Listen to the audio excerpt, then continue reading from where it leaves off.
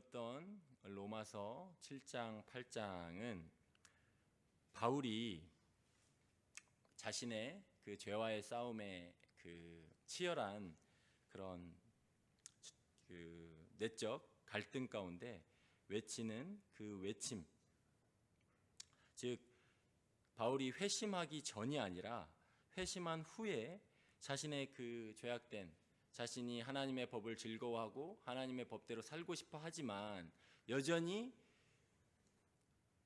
태어날 때부터 죄성을 가지고 태어난 자신의 부패한 본성 때문에 여전히 선을 행하고 싶지만 악으로 이끌어가는 그러한 현실을 보면서, 그러한 영적 현실을 보면서 탄식과 함께 이 글을 쓰고 있습니다. 어떤 이제 신학자들은 이게 바울이 회심하기 전에 아직 예수님 믿기 전에 이러한 상태를 묘사했다고 이야기하는데 더 많은 사람들이 더 많은 그 바울의 그 상태를 이해하는 더 많은 설교자들과 신학자들이 회심 후에 바울이 그 영적 갈등을 이렇게 고백하는 것으로 보고 있습니다. 오늘 본문을 크게 세 부분으로 나눠서 같이 살펴보고자 합니다. 먼저 첫 번째는 속사람의 기쁨, 두 번째는 육신의 소욕, 그리고 마지막으로 하나님의 구원, 이렇게 세 부분으로 나눠서 살펴보고자 합니다. 먼저 첫 번째는 7장 오늘 읽었던 22절에 이렇게 말하고 있는 거죠. 내 속사람으로는 하나님의 법을 즐거워하되, 이렇게 말하고 있습니다. 하나님의 영으로 거듭난 사람은 반드시 하나님의 법을 즐거워합니다. 하나님께서 우리의 영을 거듭나게 하시면 우리는 기본적으로 하나님께 죄를 짓는 것을 싫어합니다. 하나님의 율법이 많지만 그것이 많다고 해서 우리가 십계명도 지켜야 되고 이것도 지켜야 되고 안식일 계명도 지켜야 되고 거짓말하지도 말아야 되고, 율법이 많다고 해서 우리의 속사람은 결코 그것을 불평하지 않습니다. 오히려 그 율법들을 통해서 하나님의 거룩하심을 봅니다. 우리 그렇지 않습니까? 십계명을 공부하다 보면 정말 하나님의 거룩하심을 봅니다. 살인하지 말라는 계명에서, 우리 소유리문답 그 계명에서 비타민 잘 챙겨 먹는 것도 하나님이 주신 몸을 잘 관리하고 그 생명을 소중히 여기는 계명으로 설명하는 것을 보게 됩니다. 놀랍지 않습니까? 사람을 살인하지 말라는 계명에 생명을 소중히 여기라는 그 하나님의 뜻까지 생각하게 된다면 정말 그 하나님의 그 섬세하심, 세밀하심, 그 거룩하심을 보게 된다는 것이죠.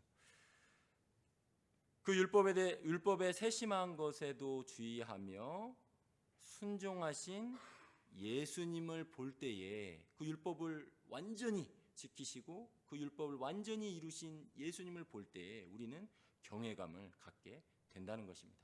결코 하나님의 율법이 이거 귀찮아, 뭔 율법이 이렇게 많아, 무슨 놈의 법이 이렇게 많아, 우리의 속사람이 그렇게 생각하지 않는다는 거죠. 제가 이거를 생각하면서 떠오른 예화가 있습니다. 저는 이제 설교를 준비하다 보면 집중하게 되잖아요. 설교를 이제 사무실에서건 아니면 집에서건 설교를 집중하다 보면 이제 다른 게 안 들어오고 빨리 이제 설교문을 써야 되니까 그에 집중하게 되는데, 그때 이제 아이들이 찾아올 때가 있습니다. 아이들이 찾아와요. 반가운 아이들이죠. 초등부 아이들이고 또 이제 우리 집에 귀여운 아이들이 찾아옵니다. 이렇게 안기기도 하고 달라고도 하고. 근데 설교문이 아직 작성이 안 됐는데 이렇게 찾아오면 별로 반갑지가 않습니다. 우리 초등부 아이들 너무 예쁘고 귀여운데 준비가 안 됐을 때 찾아오면 반갑지가 않아요. 우리 교인분들도 많이 계신데 교인분들도 제가 설교가 준비 안 됐는데 만나면 밝은 표정이 나오지가 않습니다. 이게 참 그런 것 같아요. 그런 것 같아요. 그러니까 바쁜 뭔가 해야 될 일이 있는데 그거에 꽂혀 있는데 뭔가 이제 다른 것들로 방해를 받게 되면 우리 마음에는 그게 소화가 안 되는 거죠. 그런데 놀랍게도 예수님은 아무리 바쁜 상황에도, 율법을 완성하신 아무리 바쁜 상황에도 예수님은 그 우리 야이로의 자녀를 고쳐주려고 가는 길에 12년 혈루병 앓는 여인이 예수님을 방해하잖아요. 예수님의 옷자락을 잡잖아요. 사실 그 일 때문에 빨리 가셔야 되는데 중간에 방해를 받아도 예수님은 결코 표정이 어두워지지 아니하시고, 너 나 왜 방해해? 나 지금 이거 하러 가야 되는데, 나 중요한 일 하러 가야 되는데, 나 지금 거룩한 일 하라고 해야 되는데 왜 너 나 방해해? 라는 표정이 아니라 그 일에 대해서 정말 성심성의껏 그 여인을 대하고 그 여인을 치료해 주시는 것을 보게 되는 거죠. 하나님의 법을 결코 소홀히 하지 아니하시고 어떠한 상황에서도 하나님의 법에 위배됨 없이 정말 대처하시는 모습에서 하나님의 법을 완전히 지키는 예수 그리스도를 보게 된다는 것이죠. 우리는 그거를 보면서 예수님에 대한 경외감, 야, 예수님은 어떻게 저렇게 살아? 불평이 나오는 게 아니라, 나도 저렇게 살고 싶다. 저렇게 정말 예수 믿는 사람 아무도 없는데 저렇게 사마리아까지 가서 저 한 여인과, 그렇게 바쁘신 분이, 그렇잖아요. 이스라엘에서 가장 유명하신 분이 저 사마리아까지 가서 그 여인과 저렇게 하루를 보내시고 또 그 마을에 가서 이틀이나 유하시면서 그렇게 시간을 낭비하실 정도로 하시는 모습에서 우리는 하나님의 그 율법을 다 지키시는 분의 거룩함을 보게 된다는 것이죠. 우리의 속사람은 결코 그런 모습에서 하나님의 율법이 너무 많다, 하나님의 율법은 다 지킬 수 없어서 짜증난다, 이렇게 생각하지 않는다는 것이죠. 우리의 속사람은 이러한 율법의 완성이신 예수님처럼 살지 못하는 것에 안타까워하지만 그 율법을 다 지키신 예수님을 따라 살기를 간절히 원한다는 것이죠. 이것이 하나님으로부터 거듭난 영혼이 갖는 특성입니다. 만약에 우리에게 이것이 없다면 우리는 깊이 생각해 보아야 한다는 것입니다. 우리의 영혼이, 내가 돌보고 있는 영혼이 만약에 이러한 상태라면 그 영혼은 아직 불행한 상태입니다.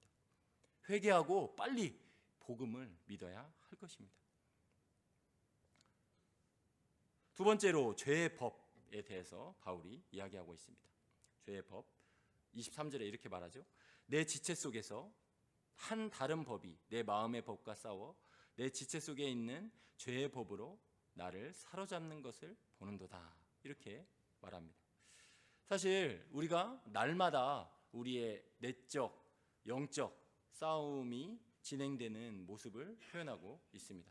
우리가 너무나 자주 겪는 일 아닙니까? 하나님을 믿지만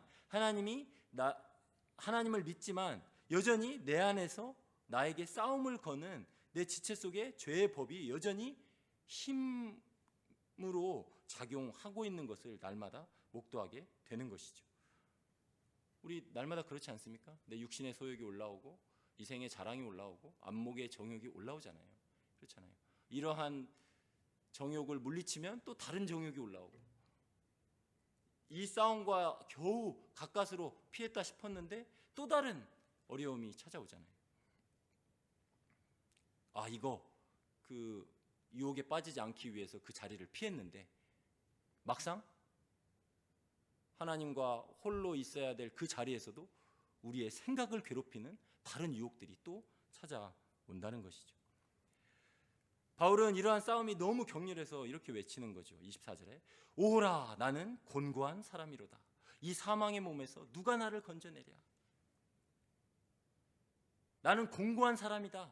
이 곤고한이라고 번역된 말은 비참한 사람이다. 내 상태는 너무나 비참하다 라고 그렇게 외치는 거죠. 칼빈은 이렇게 말합니다. 우리도 이러한 바울과 같은 탄식이 날마다 시시때때로 있어야 한다, 이렇게 말해요. 오라, 나는 비참한 사람이로다. 이 사망의 몸에서 누가 나를 건져내랴 라는 그러한 애통함이 우리에게 도저히 내 힘으로는 감당할 수 없는 이 죄의 유혹과 이 죄의 힘을 억제할 수 없는 그러한, 내 힘으로 도저히 감당할 수 없다는 그러한 애통함이 우리의 입을 통해서, 우리의 마음을 통해서 터져 나와야 한다고 말합니다.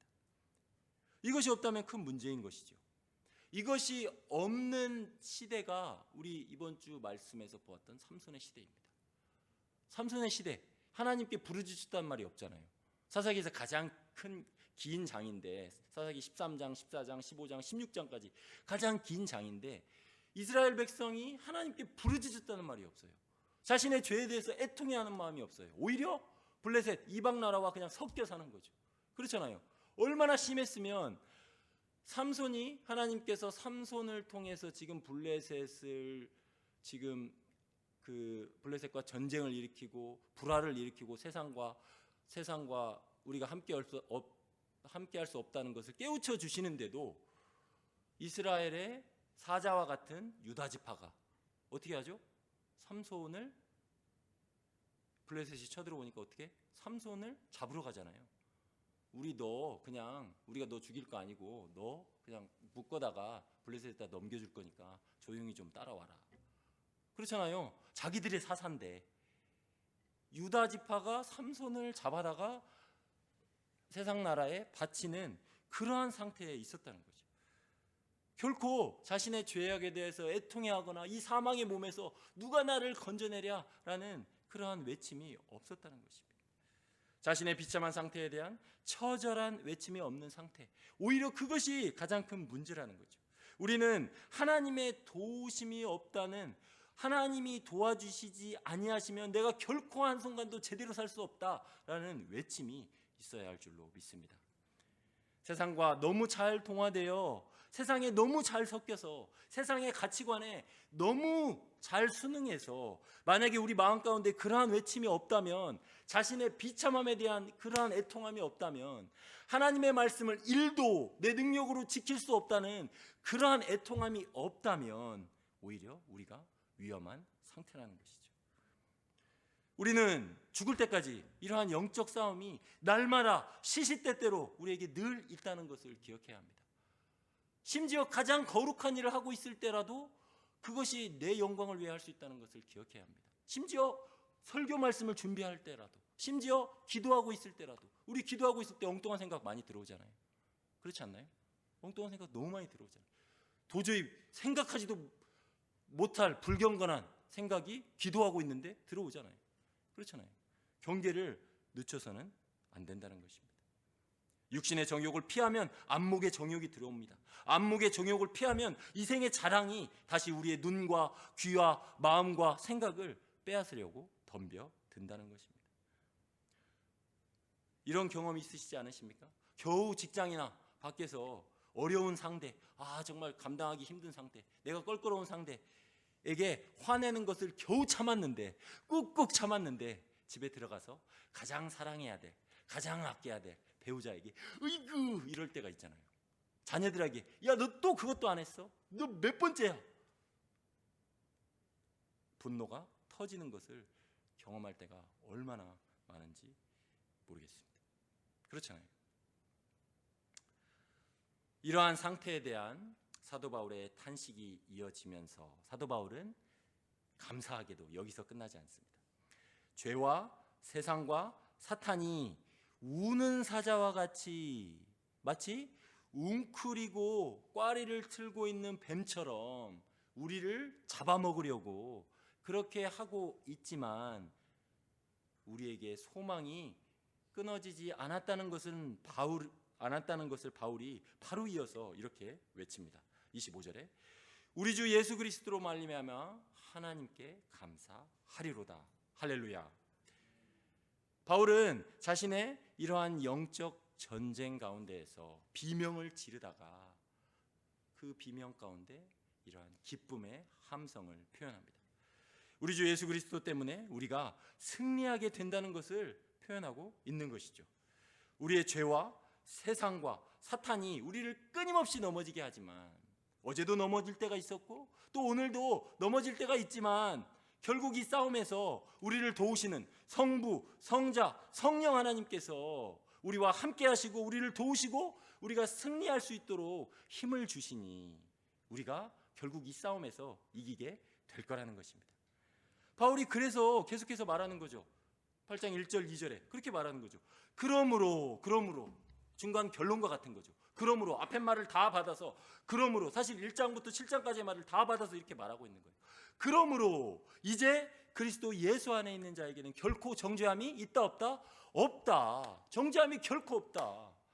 우리가 패배감이 들고 진 것 같고 또 죄에 넘어진 것 같지만 하나님이 결코 우리를 정죄하지 않으신다. 왜? 우리가 예수 그리스도 안에 있기 때문에. 그러면서 계속 말하는 거죠. 이는 그리스도 예수 안에 있는 생명의 성령의 법이 죄와 사망의 법에서 우리를 어떻게 했다고요? 해방하였다라고 말하고 있다는 것입니다. 예수 그리스도 안에 있는 자에게는 결코 정죄함이 없습니다. 예수님께서 우리를 대신하여 정죄 당하심으로 우리는 하나님과의 관계가 완전하게 영원토록 회복되었습니다. 우리는 하나님과 이제 아버지와 아들, 부자관계가 된 것입니다. 더 이상 죄가 우리의 왕이 아니라 우리가 죄가 이끄는 대로 끌려가는 삶이 아니라 우리는 우리의 대장, 우리의 왕이신 예수 그리스도의 이름을 부르며 하나님의 도우심을 구하며 기도하며 이 죄와의 싸움에서, 세상과의 싸움에서 싸워 나갈 수 있다는 것입니다.